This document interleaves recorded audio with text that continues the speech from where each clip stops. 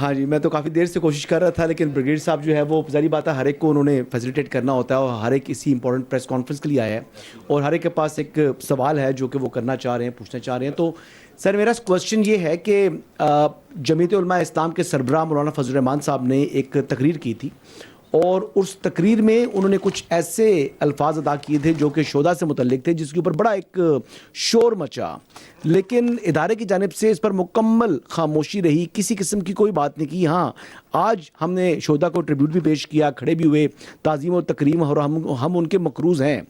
مولانا صاحب کی بات جو انہوں نے کی اس پر رسپونڈ کرنا پسند کریں گے آپ کیا؟ ایک تو میرا کوشچن یہ ہے.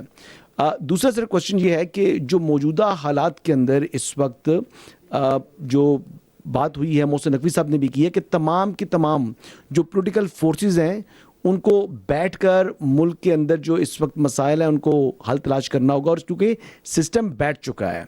اب یہ سسٹم بیٹھ چکا ہے تو یہ وزیر داخلہ صاحب نے جو پبلکلی بات کی ہے، اس سے کیا مایوسی نہیں پھیلی؟ اور کیا جو اظہار انہوں نے کیا جس انداز میں کیا، اس سے جو نوجوان ہیں ان کی ہوپ کل نہیں ہوئی؟ Thank you. آئی تھنک ایک اسی کمنگ ٹو سیکنڈ پارٹ، میں رانی ابصار بھائی کے اور آپ کے جواب میں، یعنی کہ I think I have been again and again seeing and I have explained, جو ہوپ والی بات ہے، آپ کیا سمجھتے ہیں کہ پاکستان کا جو نوجوان ہے وہ باشعور نہیں؟ بہت باشعور ہے. I have the privilege to interact with this wonderful youth of Pakistan multiple times in schools, colleges and other forums, and let me tell you, they have much more clarity than we had at their age.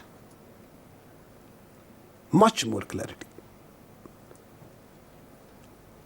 وہ جو دنیا کے حالات دیکھتے ہیں نا میرے بھائی، انہیں ریاست کی اہمیت کا مجھ سے اور آپ سے زیادہ اندازہ ہے جو ہمیں اس عمر میں تھا. Their commitment to Pakistan, their love for Pakistan, their belief in Pakistan is very strong. And they understand, I think, because they are out and they have 50, 70 years ahead of them of life, कि what challenges they are facing personally in life and this country is facing. And their desire for a better change and a better future is much more stronger.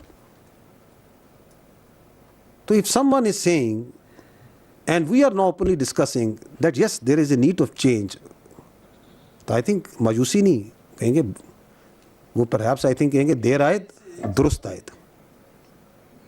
ٹھیک ہے نا؟ Because they also in کا stack, میرے بھائی، ان کے پاس زندگی زیادہ ہے، ان کے پاس دہائیاں زیادہ ہیں، اور اسی ملک کے نیچے انہیں پتا، وہ غازہ کو نہیں دیکھ رہے، انہیں پتہ ہے ریاست کیا ہوتی ہے، ریاست کی جگہ ریاست، انہیں پتہ ہے پاکستان کے علاوہ نہ ان کی پہچان ہے، نہ عزت ہے، نہ اوقات ہے. میں ہمیشہ یہ کہتا ہوں، مجھ سے زیادہ سانتے میں جب بھی انٹریکٹ کرتا ہوں، ایک چیز، there multiple things that move you once you meet them, کہ what great youth we have, what clear headed youth we have.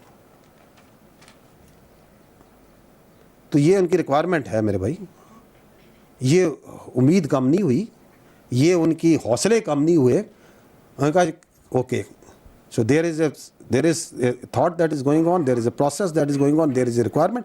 اب اس کا طریقہ جو ہے وہ آئین اور قانون اور عوام، اور then they are the biggest stakeholders. اگر پاپولیشن وائز بھی دیکھا جائے تو سب سے بڑا اسٹیک ہولڈر وہی ہے نا. ول آف دی پیپل کی بات کی جائے تو ول آف دی پیپل کا سب سے بڑا کمپوننٹ تو وہی ہے. تو ہم تو یہی کہہ رہے ہیں، ول آف دی پیپل لے لیں تو یوتھ بتا دیں گے آپ کو واٹ ڈو دے وانٹ. آپ نے پہلا سوال کیا تھا؟ اچھا دیکھیں، یہ جو بات چیت ہے نا اپنا شہیدوں کے بارے میں جو کی گئی، جو انہوں نے کی، آئی تھنک کہ وہ ڈیپلوریبل ہے اور ڈیفیکلٹ ٹو انڈرسٹینڈ ہے، جسے ہم کہیں نا ناقابل فہم ہے. اس کی وجہ یہ ہے کہ جو شہادت ہے نا اور شہید، وہ پاکستان کی افواج کی ریڑھ کی ہڈی ہے، backbone, very very important. اس کے اراؤنڈ جو ہے نا پوری ہماری فوج کا فلسفہ شہادت کے پیچھے آپ کی افواج, آپ کی آرمی, ایئر فورس, نیوی کھڑی ہے, آپ کی پولیس کھڑی. So if you talk so lightly and so easily and so loosely about this, تو I would say کہ یہ ناقابل فہم. اور پھر اس تکرار کو آپ آگے لے جا کے اس میں کارگل کی بات کرتے ہیں, تو جو آپ کے بہادر بچے ادھر جا کے وطن کا دفاع کرتے شہید ہوئے, جن وہ بات چیت کرتے ہیں کہ ڈیڈ باڈیز کی انہوں نے بات کی, ان کی جسد خاکی کی بات کی, تو وہ دلیر جوان تو ادھر شہید ہوئے, ان کی دلیری کو کیا بات. دے نیو ولنگلی کہ وہ اپنی جان جو ان سی کس خطرے میں ڈال رہے ہیں, تو ان کی شہادت کے بارے میں آپ یہ بات کریں اور آپ وہ بات کریں جو کہ ہندوستان کے جس بیانیے کو چلانا چاہ رہے ہیں. It's a little difficult to understand why would this be said. Important is, I think more important is for the people of Pakistan to understand, کیونکہ یہ بات ہوئی ہے کہ we in the armed forces, we give the most precious thing that we have, that is our right of life, for the right of life of the whole nation. اور یہ اس وقت نہیں ہوتا خالی جب کوئی بندہ شہید ہوتا ہے. ابھی آپ نے یہ دیکھا ہے بلوچستان میں, جب ہمارا افسر, ہمارا سولجر اس انٹیلیجنس بیسڈ آپریشن پر نکلتا ہے,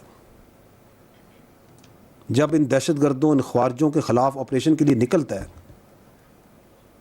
جب وہ پولیس کا لڑکا یا وہ ایف سی کا لڑکا ایک تنہا چیک پوسٹ پہ ایک پہاڑی کے اوپر کھڑا ہو کے, جس کے میل میل تک کوئی نہیں ہے, and he knows that I am a target of these terrorist, these Indian proxies, اور وہاں دن رات ڈیوٹی دیتا ہے, تو وہ اس وقت اپنی جان کو, اپنے رائٹ آف لائف کو آپ کے فیوچر کے لیے, آپ کے بچوں کے فیوچر کے لیے قربان کرنے کے لیے تیار ہو چکا ہوتا ہے. وہ اپنے لمبس آپ کے لیے قربان کرنے کے لیے تیار ہو چکا ہوتا ہے. Do you think he is doing it for some pay? Would you do it? Anybody amongst you do it for some money? So that's why it's difficult to understand that why would someone say it. It's not like this.